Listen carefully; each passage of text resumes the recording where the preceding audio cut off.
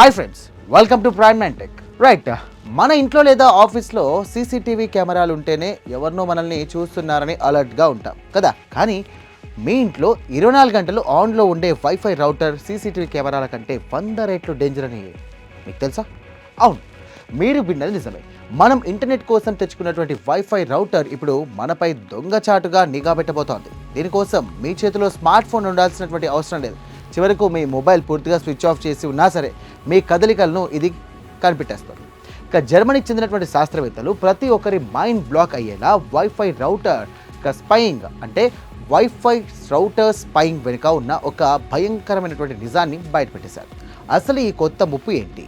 మనకు తెలియకుండానే మనపై నిఘా ఎలా జరుగుతోంది? ఇప్పుడు మన ప్రైమ్ నైన్ టెక్లో కంప్లీట్గా డీకోడ్ చేద్దాం.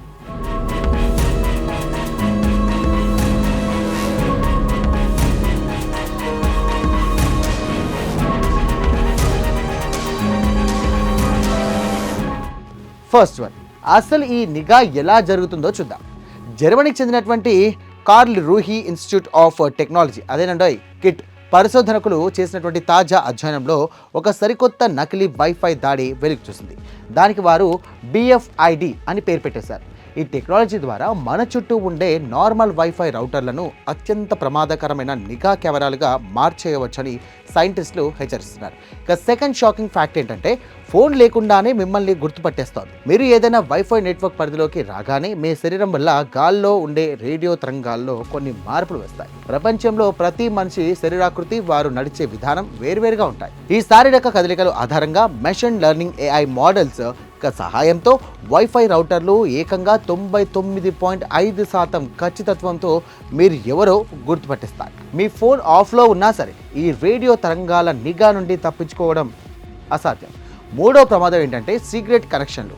ఇక పరిశోధనలో పాల్గొన్న శాస్త్రవేత్త జూలియన్ టోడ్ తెలిపినటువంటి వివరాల ప్రకారం మీరు ప్రతిరోజు ఉచిత వైఫై ఉండే ఏదైనా కాఫీ షాప్ లేదా దుకాణం మీదుగా నడుచుకుంటూ వెళ్తుంటే మీ అనుమతి లేకుండానే మీ ఫోన్లో ఆ వైఫై నెట్వర్క్తో ఒక రహస్య కనెక్షన్ ఏర్పరచుకుంటుంది. దీనివల్ల మీరు ఆ దారిలో వెళ్ళినటువంటి ప్రతిసారి సదర్ హ్యాకర్లు లేదా దుకాణదారుడికి మీ ఉనికిని తెలిసిపోతుంది. ఇక నెక్స్ట్ టైం మీరు అక్కడికి రాగానే సిస్టమ్ మిమ్మల్ని వెంటనే అలర్ట్ చేస్తుంది.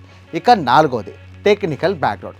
ఈ BFID దాడి అనేది వైఫై వర్షన్ నుండి అందుబాటులోకి వచ్చినటువంటి బీమ్ ఫార్మింగ్ ఫీడ్బ్యాక్ సమాచారం అదేనండి BFI ఆధారంగా పనిచేస్తుంది అనమాట. ఇక నార్మల్గా రౌటర్లు సిగ్నల్స్ అందుకోవడానికి ఈ ఫీచర్లను వాడుతూ ఉంటాయి. అయితే గాలిలో ప్రసారం అయ్యేటువంటి ఈ సిగ్నల్స్కు ఎలాంటి సెక్యూరిటీ లేదా ఎన్క్రిప్షన్స్ ఉండదు. దీనినే ఆసరాగా చేసుకున్నటువంటి హ్యాకర్లు ఈ సిగ్నల్స్ను విశ్లేషించి నెట్వర్క్ పరిధిలో ఉన్నటువంటి వ్యక్తుల రేడియో చిత్రాలను అదేనండి రేడియో ఇమేజెస్ క్రియేట్ చేస్తున్నారు.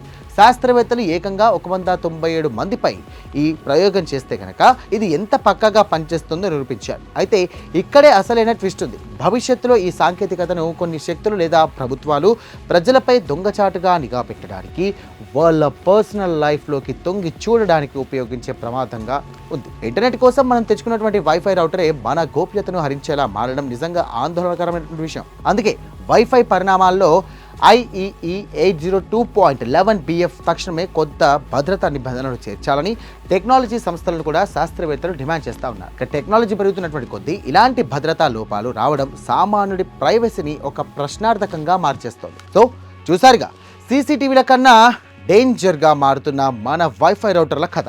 మరి టెక్నాలజీ పెరుగుతున్నటువంటి ఈ రోజుల్లో సామాన్యుడి ప్రైవసీకి భద్రత ఉంటుందంటారా? ఈ వైఫై నిఘాపై మీరేమనుకుంటున్నారు? కింద కామెంట్స్లో తెలియజేయండి.